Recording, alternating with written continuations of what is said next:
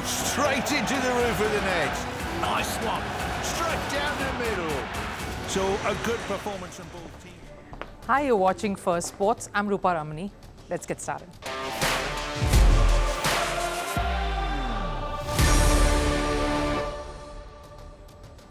On the show today, Pakistan cricket under the spotlight once again. One of the cricketers gets rebuked for putting up a TikTok video where he's wiping the sweat using notes of money. All this, even as Gary Kirsten, India's World Cup winning coach, has stepped up to take charge.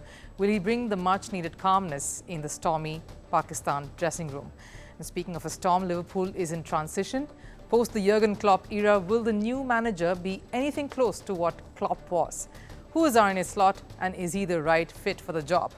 I'll tell you more on that. And today we bring you a heartwarming story. It's the under-fire, ridiculed fast bowler Yash Dayal. We tell you what he and his family went through all of a year till he brought glory and took RCB to the playoffs of the Indian Premier League and beating Chennai in that nail-biting finish. All of that heading your way, but first a look at the headlines in Sports 360. We'll start with cricket. Key Australian cricketers who are part of India's T20 League won't take part in the warm-up matches ahead of the T20 World Cup. Pat Cummins, Mitchell Starc, Travis Head, Glenn Maxwell and Cameron Green, who are involved with their respective sides for the IPL playoffs, will directly join the Australian national side for their opener against Oman on the 6th of June.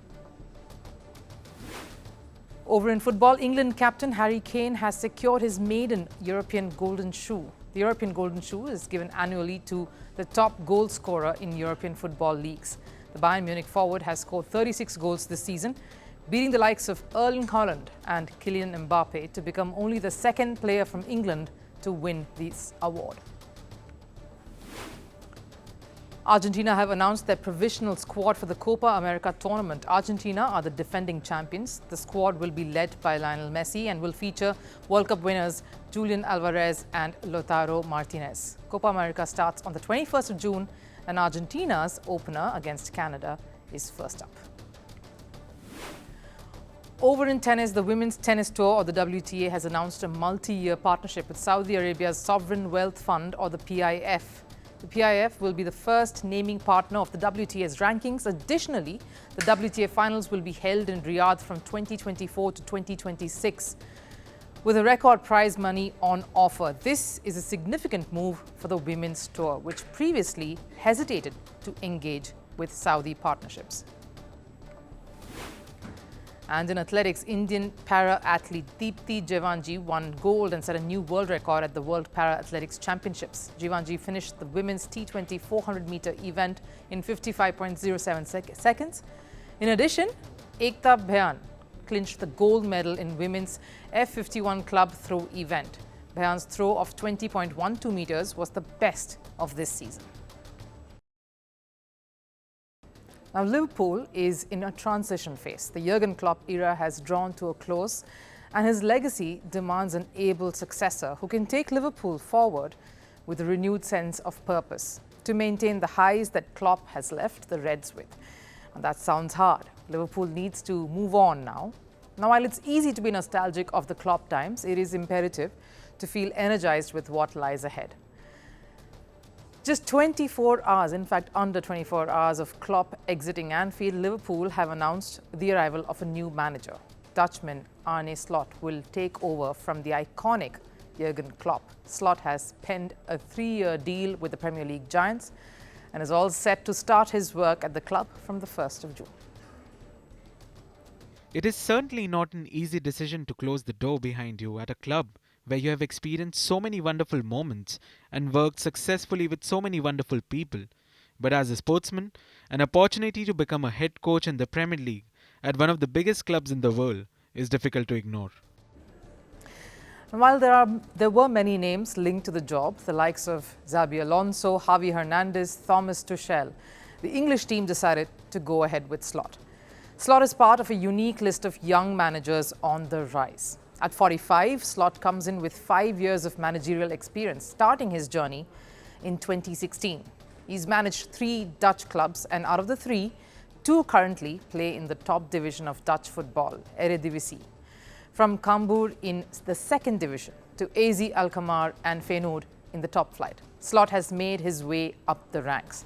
And with Slot's arrival at Liverpool, there's excitement brewing. Slot's tactical acumen and ability to mentor young talent could be just what Liverpool need to stay at the top. But let's face it, he has big shoes to fill. Following in the footsteps of Klopp, who brought so much success to Liverpool, won't be easy because Klopp wasn't just Liverpool's manager. He was a character. He had charisma, a Liverpool faithful and a crowd favourite. An iconic act for Slot or anyone else to follow. But if anyone can do it or come close to doing this, replicating what Klopp did, it probably is Arne Slot. And why do I say so? Because Jurgen Klopp himself believes so. During Jurgen Klopp's farewell speech, it was Klopp who led the Arne Slot chance.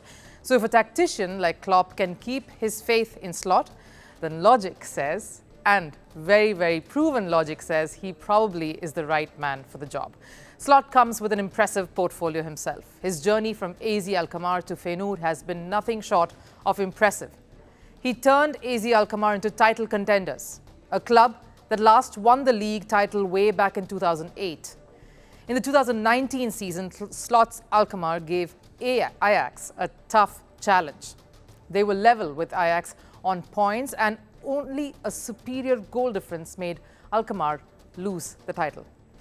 And here's the interesting thing. The Ajax squad was managed by the current manager of Manchester United, Erik ten Hag. It was Ten Hag's gig at Ajax that got him the job at United. And the rivalry between Ten Hag and Slot made the Dutch league very, very interesting. That wasn't Slot's only achievement in the Dutch league. After leaving AZ Alkmaar, Slot ventured to Feyenoord, where he faced the daunting task of reinvigorating a fallen giant. Feyenoord had languished in mediocrity for years, but under Slot's guidance, they experienced a resurgence. In the 3 seasons, he managed to bring a turnaround. In the first, Feyenoord finished third. In the second, they were the Dutch champions.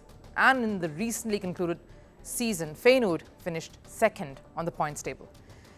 In his 5 years as manager, Slot has already won a league title and KNVB Cup with Feyenoord, with an impressive win percentage of 60. The trophy cabinet isn't loaded, yes, but he's shown fight as a young manager. But former Liverpool player Jamie Carragher, of course, doesn't feel that way. I don't think it's like Benitez coming in or Klopp. Benitez coming in on the back of 2 La Liga titles and a UEFA Cup, or Klopp winning a couple of league titles and getting to a Champions League final. Liverpool were in a different space then, but Liverpool are in a different era now. They actually fancy themselves to challenge for the Premier League every season. Next season, in the Champions League, they'd expect to get to the quarter-finals at least. And it's not all flowers and fragrances at Liverpool either. Slot faces some challenges ahead. While he succeeded in the Dutch league, it won't be easy in the Premier League. Adapting to the rigors of the Premier League and managing the high expectations of Liverpool fans is not easy. And the biggest problem he might face is the speculations of key player Mohamed Salah leaving the club. Salah has been linked to lucrative moves to Saudi, which might hurt both Liverpool and Slot as he takes over. Could Slot's arrival force Salah to stay? Because in addition to his tactics, Slot is famous for his rapport with players. Slot boasts of high-level communication skills that have helped him not only form a strong bond with his players across numerous clubs, but also consistently bettering them. It seems then that Slot ticks many of the boxes Klopp himself had when he came in 2015. Arne Slot's arrival at Liverpool could signal a shift in the balance of power in the Premier League. His tactical flexibility and ability to maximize the potential of each of his players make him a formidable force. His proven track record of success in the Eredivisie suggests that Liverpool could be in for a thrilling ride under his leadership. India's Cricket World Cup winning coach Gary Kirsten has joined the Pakistan camp ahead of their very, very important T20 series against England. And this is going to be their proper warm-up before the T20 World Cup. Pictures of Kirsten holding up the Pakistan jersey with the captain Babar Azam, the assistant coach Mahmood, selector Wahab Riaz is all doing the rounds. So too a video of Kirsten meeting the boys as a fresh chapter now unfolds in Pakistan cricket. Can Kirsten bring that calm, in the otherwise stormy Pakistan dressing room. A dressing room that has been in turmoil for months now. And really, with every Pakistan cricketer making one misstep after another. The latest episode, Azam Khan, one of the cricketers in the squad here in the series against England, releasing a TikTok video where he's seen wiping the sweat off his face with wads of money. The video was recorded in the team bus while they were going for training, and it's followed by a loud laughs. Babar Azam's voice supposedly also joining in the joke. Netizens, of course, found this revolting, responding with disgust, calling this an insensitive video, especially considering the heat wave that the subcontinent is now being gripped by. Pakistan cricketers will just need to do better. Better to gain respect, not just in social media circles and the media at large, but as a cricketing nation too. Better as a group of individuals rallying towards one cause. The course correction, of course, seems like a daunting task, and it's not just that shift mentally and emotionally that is the need of the hour, but also tactically on the field as a T20 cricket outfit. One of the English commentators, David Lloyd, in fact, put it rather aptly. We all have a bit of a chuckle on what is happening politically in Pakistan cricket. The players are never sure about having a word.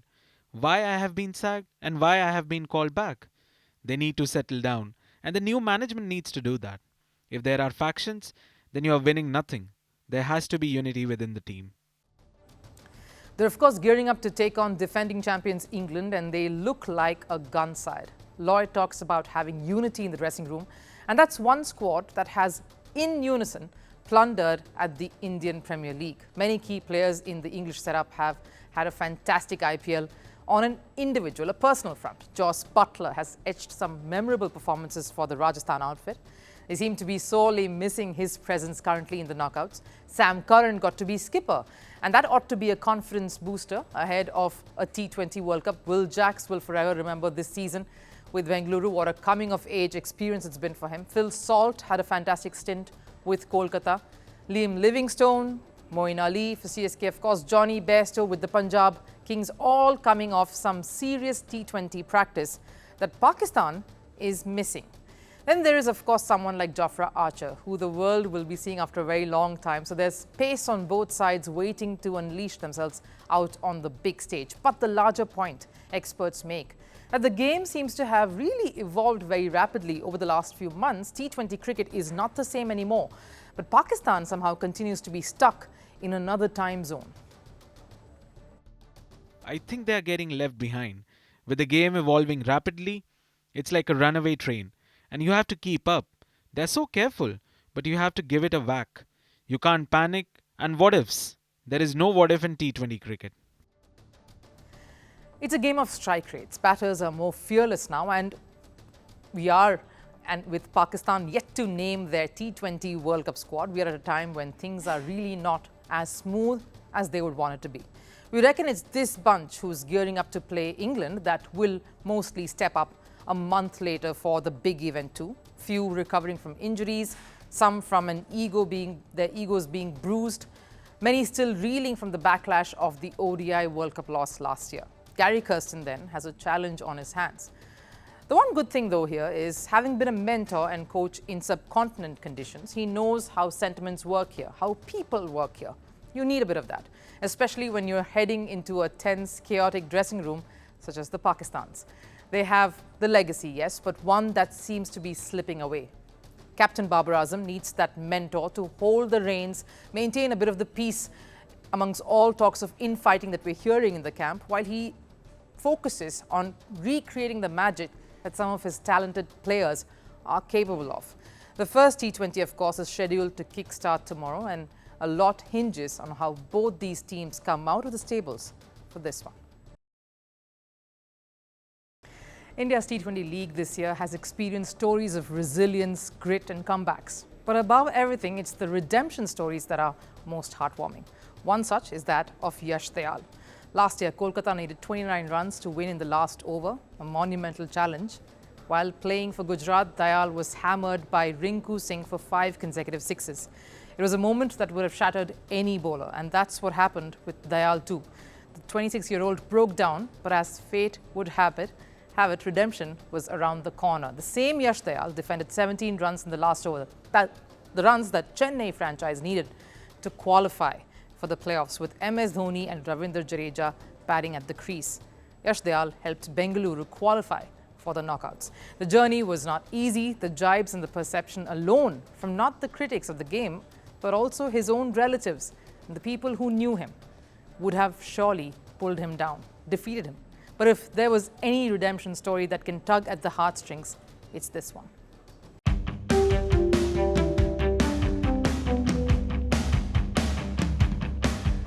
Yash Dayal's journey serves as a beacon of hope. His heroics against Chennai and one of the best finishers of the game, MS Dhoni, is a mark of his hard work and patience. From getting clobbered for 30 runs in one over to saving 17 runs needed by Chennai to qualify in a do-or-die match, Dayal's performance speaks volumes. With the weight of his past failures bearing down on him, Dayal stood tall. His unwavering determination turned the tide, propelling the Royal Challengers Bengaluru to victory and securing their spot in the playoffs. I want to give my Man of the Match award to Yash Dayal. The way he bowled was unbelievable. For a man who's fairly new, he deserves it. I told him pace off is the best option and to trust your skills and enjoy. This is what you trained for. The Yorker did not work the first ball, and he went back to pace off, and it worked unbelievably well. And it wasn't a fluke against Chennai that won Bengaluru the match. On the first ball of the final over, Dayal was hit for a massive six by MS Dhoni. Dayal showed that he's learned from the Rinku Singh incident. Instead of bowling Yorkers, which was not working, Yash Dayal opted for the slower delivery. He course-corrected very quickly, and even Dhoni faltered. And even the final two deliveries to Jadeja, Dayal bowled the slower deliveries to steal the game. After what happened last time, there was nervousness. When I got hit off that first ball, I subconsciously went back to that place. But I have done well after that, and all that was running in my mind was to deliver a good ball. I didn't want to look at the scoreboard. I just wanted to bowl well. I was confident of my execution. And you can imagine the pressure on the youngster. This wasn't any league game. This was pretty much a knockout game. In fact, post that Kolkata match Yash Dayal is referring to, it was a rather turbulent time for Dayal and his family. He was taunted and jibed, and it even continued after RCB bought him for a massive $0.6 million. In one of the WhatsApp groups, a person I know shared a meme mocking Yash for conceding 5 sixes. It never stopped. We as a family literally quit all WhatsApp groups. Even when RCB picked him in the auction for Rs 5 crore, I remember someone saying the franchise threw the money in the drain. It wasn't just Dayal's relatives who doubted him. The cricket fraternity too indulged in comments that would have completely broken him. Former cricketer and commentator Murli Karthik on air referred to Dayal as someone's trash is another's treasure. Leaving all that behind, Dayal produced a remarkable spell. It wasn't just this match that Dayal was instrumental in for Bengaluru.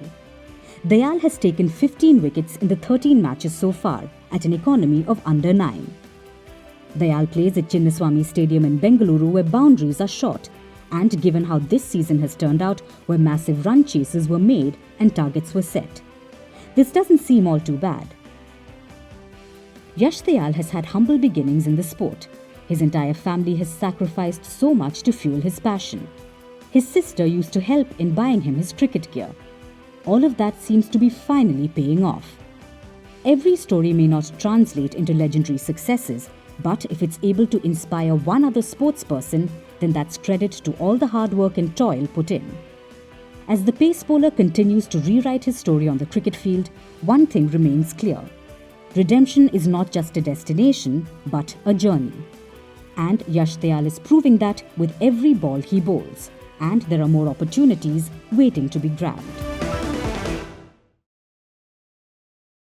Time for Last Serve. Surfing is a lot of fun, especially in the summer months. Humans have taken a keen fascination for the sport, of course, but why would dogs be left behind? Watch dozens of four-legged surfers hit the beach in northern Spain for the annual European Dog Surfing Championship. Take a look.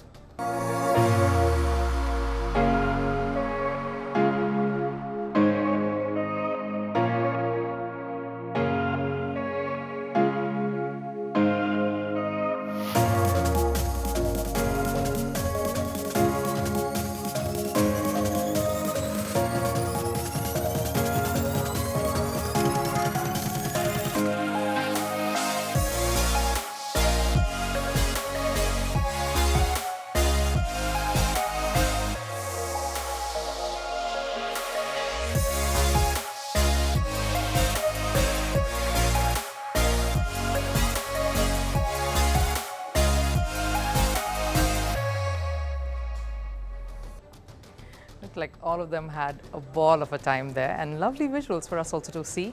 Thanks for joining in. That wraps it up here on Firstpost. I'll see you again with some more stories, of course, as it is tomorrow. Till then, take care.